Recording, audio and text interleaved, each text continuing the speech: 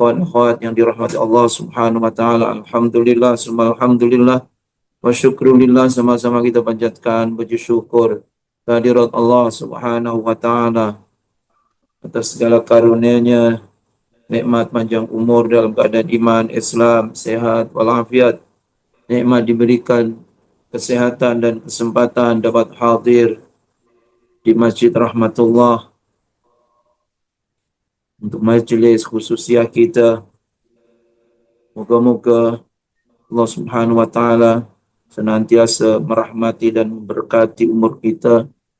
Moga Allah Subhanahu wa taala mengabulkan setiap doa yang kita panjatkan menerusi majelis khususiyah insyaallah, amin ya rabbal alamin.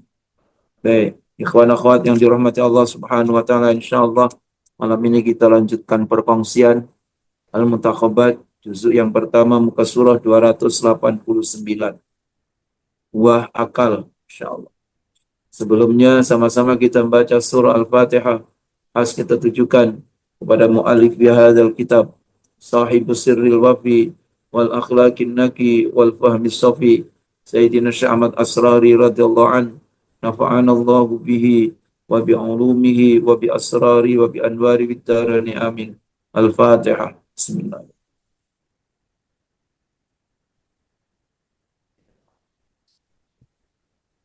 Bismillahirrahmanirrahim. Alhamdulillahirabbil alamin wassalatu wassalamu ala asyrofil mursalin Sayyidina Muhammadin wa ala alihi wa sahbihi ajma'in.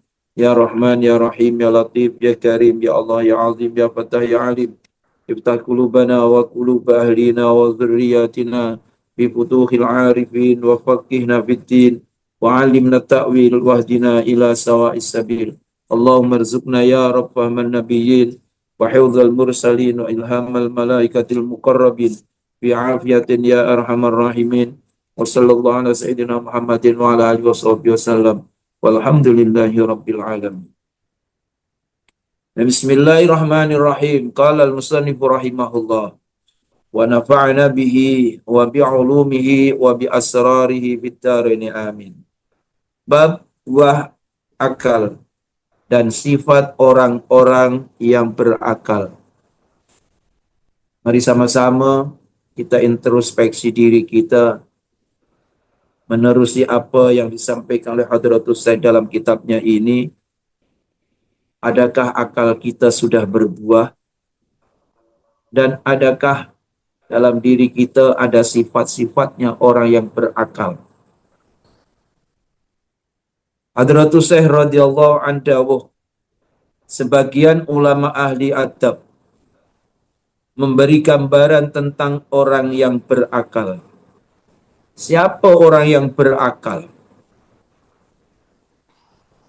Orang yang berakal yaitu jika dia sedang dekat dengan seseorang, maka ia akan berusaha mengerahkan segenap pertolongannya sebagai bentuk kasih sayang. Berarti akalnya menasihati dirinya untuk menolong orang sebagai bentuk kasih sayang. Berarti di antara sifat orang yang berakal, dia bersifat kasih sayang, bersifat welas asih. Yang nomor dua, jika dia sedang dimusuhi oleh seseorang, maka ia mampu menghindarkan kezalimannya. Nah, kalau dimusuhi, dia penyabar. Ya, orang yang punya akal apabila dimusuhi, dia menghindarkan kezalimannya, berusaha macam mana dia tidak membalasnya. Berusaha. Ini orang yang berakal. Yang paling mudah kalau kita contoh, ya, kalau sekarang yang sedang tren dalam Facebook adalah ex-presiden Indonesia yang ketujuh. Selalu dihina, dicaci, dimaki, dan lain sebagainya. Begitulah kesabarannya. Jadi sedang apabila dimusuhi oleh seseorang, maka ia mampu menghindarkan kezalimannya. Dia tak akan dia tak akan membalas. Ini. Berarti ini di antara ciri orang yang takwa. Sebab ciri orang yang takwa adalah apa? Eh, apa namanya? Eh, wal kadhiminal ghaidha wal 'afina 'anil nas. Mudah memaafkan. Dia menahan kemarahan. Kalau ada orang memusuhinya, dia menahan kemarahannya. Wal kadhiminal ghaidha, menahan kemarahannya. Dan berkat akal sehatnya, sahabat-sahabat karibnya akan bahagia. Ya. Sahabat dekatnya akan bahagia.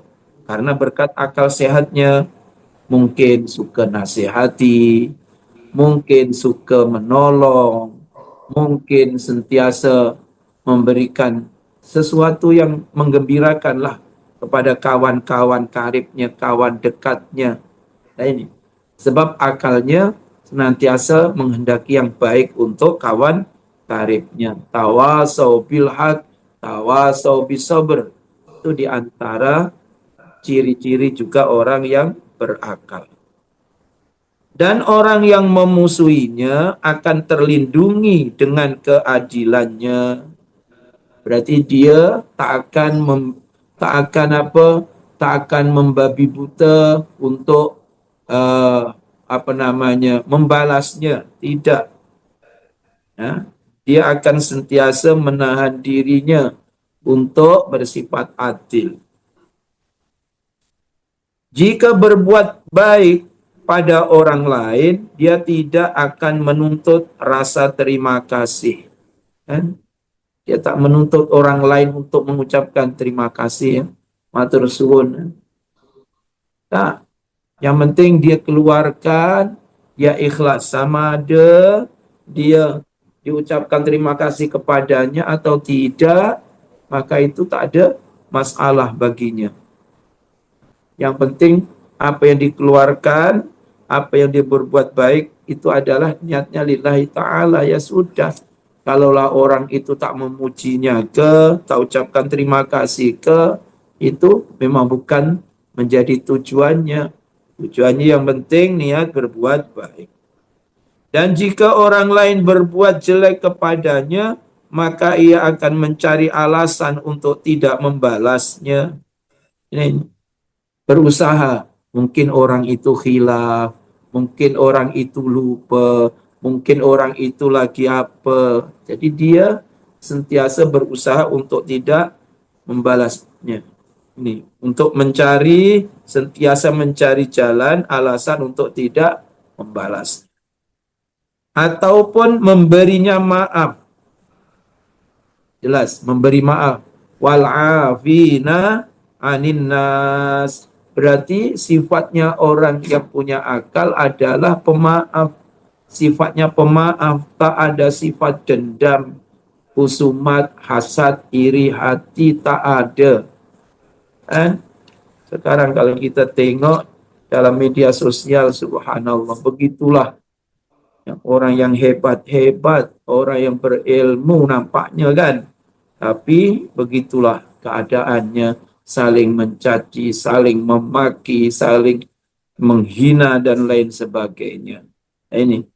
Jadi kalaulah orang itu, orang yang punya akal apabila dizalimi, maka dia berusaha untuk memaafkan. Mungkin orang yang menganiaya dirinya itu khilaf, mungkin lagi mungkin salah ataupun mungkin tak sengaja dan lain sebagainya.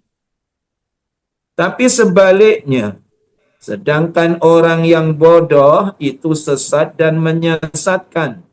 Yang namanya tak ada ilmu, dhalla fa'adhalla. Dia sesat, dia menyesatkan. Dirinya sesat dan menyesatkan orang lain. Nah, ini. Jika diperlakukan secara halus, dia akan sombong, merasa dirinya lebih hebat, kan? Kalau dilakukan secara halus. Nah ini, dia tak tahu, dia tak rasa, dia tak tahu dirinya macam mana keadaannya. Maka kalau dia dilakukan secara halus, dia akan sombong. Jika diperlakukan secara kasar, ia akan marah, kan? Dia tak akan mampu menahan emosinya. Kalau orang yang bodoh tadi, kena kena hina sedikit dah marah-marah, kan? Kena sindir sedikit dah marah-marah. Nah ini, jika diajak bicara, ia akan berkhianat, kan? Nampaknya okey-okey aja, tapi dia sebenarnya merancang sesuatu mungkin untuk tidak apa namanya tidak amanah dengan apa yang sedang disampaikan. Dan jika ditinggalkan, ia akan membebani. Allahu Akbar. Begitulah orang yang tak ada ilmu tadi, membebani, yang membebani orang lain. Bersanding dengannya adalah bencana, kan? Berkawan, bersanding dengan orang yang bodoh tadi adalah bencana. Kenapa? Kita akan terpengaruh dengan kebodohannya, kita akan terpengaruh dengan sifat yang tak baiknya. Nah ini, sebab apa namanya, uh, al-mar'u ala dini khalili. Seseorang itu akan mengikut, ya, kebiasaan kawannya. Nah, ini kalau kawannya kawan yang baik, insya Allah akan jadi baik. Tapi kalau kawannya tak baik, kawan yang baik susah nak mempengaruhi kita jadi baik. Tapi kalau kawan yang tak baik akan cepat mempengaruhi perangai kita, sifat kita menjadi tak baik juga. Celaannya adalah ujian. Ini, ucapannya adalah menipu. Namanya orang tak ada ilmu, maka dia asal cakap, kan, mungkin menipu. Akrab dengannya membahayakan, ya, membahayakan. Ini kalau orang yang tak ada ilmu tadi. Berdekatan dengannya membutakan hati, ya, sebab yang disampaikan hanya perkara-perkara yang tak baik. Akhirnya justru kita terpengaruh, hati kita menjadi buta, menjadi kotor. Dan menyertainya akan membuat celaka, ya. Berkumpul dengannya akan membuat celaka. Nah ini, Allah Subhanahu wa taala berfirman dalam surah Al-Hajj ayat 46. A'udzu billahi minasyaitonir rajim.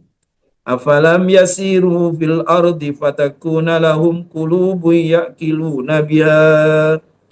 Maka apakah mereka tidak berjalan di muka bumi, lalu mereka mempunyai hati yang dengan itu mereka dapat memahaminya, ya, dapat memahami, yakni dengan hati berarti dengan akal dia dapat memahaminya. Orang yang berakal senantiasa dapat mengambil pengajaran dan pelajaran dari apa yang dia lihat, ya. Jadi kalau berjalan-jalan bukan hanya bukan hanya untuk cuci mata saja, tapi ambil pengajaran dan pelajaran. Dalam kalimat yakilu nabiha, ya, dalam kalimat yakilu nabiha terdapat dua penafsiran. Yang pertama berarti mereka mengetahui tentang bumi, ya, mengetahui tentang bumi. Yang nomor dua, mereka mengambil pelajaran dari bumi. Apa pelajaran dari bumi? Nah, ini, orang yang berakal akan dapat mengambil pelajaran dari setiap apa yang dia lihat, kan. Apala yang zuruna ilal ibili kaifa khuliqat wa ilas sama'i kaifa rufi'at wa ilal ardi kaifa sutihat wa ilal jibali kaifa nusibat, kan. Itu Allah Subhanahu wa taala bertanya. Maka dengan akalnya dia akan melihatlah, akan melihat semua ciptaan Allah mesti ada hikmahnya. Apa hikmah di sebalik ciptaan-ciptaan Allah? Diriwayatkan dalam sebuah hadis bahwa Rasulullah Shallallahu Alaihi Wasallam bersabda, akal adalah nur cahaya dalam hati yang dapat memisahkan antara yang benar dengan yang salah. Ya, ini dalam hati yang membezakan antara yang benar dengan salah. Maka itu kalau nak tanya yang benar, istafti qalbak, tanya hati yang paling dalam. Tanya hati yang paling dalam. Kadang-kadang hati yang kecilnya itu dia tak nak buat, tapi nafsunya yang menyuruh buat saja, tak ada orang. Contoh, ya, hati kecilnya mengatakan itu tak boleh, tapi nafsu mengatakan tak apa, sesekali aja, nanti taubatlah. Contoh, berarti akalnya dah kalah dengan nafsunya. Diriwayatkan oleh Sayyidina Umar bin Khattab radhiyallahu an, beliau berkata bahwa Rasulullah Shallallahu Alaihi Wasallam bersabda, usaha seseorang yang tidak berakal tidak akan menyamai keutamaan orang yang berakal, yang memberikan petunjuk kepada temannya atau menyelamatkannya dari perbuatan hina. Jelaslah orang yang punya akal begitu akan menasihati kawannya, jangan buat itu tak baik, ya, jangan buat itu, yang itu tak baik. Bukan sebaliknya, justru apa? Menghinakan atau menjerumuskan kawannya. Dan tidaklah akan sempurna agama seseorang sebelum sempurna akalnya. Jadi akal yang sempurna yang macam mana? Yang tadi itu, yang ada bersifatan macam-macam seperti yang diterangkan di atas, itu baru akalnya sempurna. Berarti akal yang dapat nasihati terhadap dirinya. Nah, akal yang dapat menasihati, akal yang dapat apa namanya, akal yang menjadi petunjuk. Nah ini diriwayatkan oleh Sayyidina Umar bin Shu'aib radhiyallahu an, dari ayahnya, dari kakeknya. Beliau berkata bahwa Rasulullah Shallallahu Alaihi Wasallam bersabda, sesungguhnya seseorang dengan kebaikan akhlaknya dapat mencapai darjat ahli puasa dan ahli bangun malam. Allahu Akbar. Padahal dia mungkin bukan ahli puasa, bukan ahli bangun malam, tapi karena akhlaknya.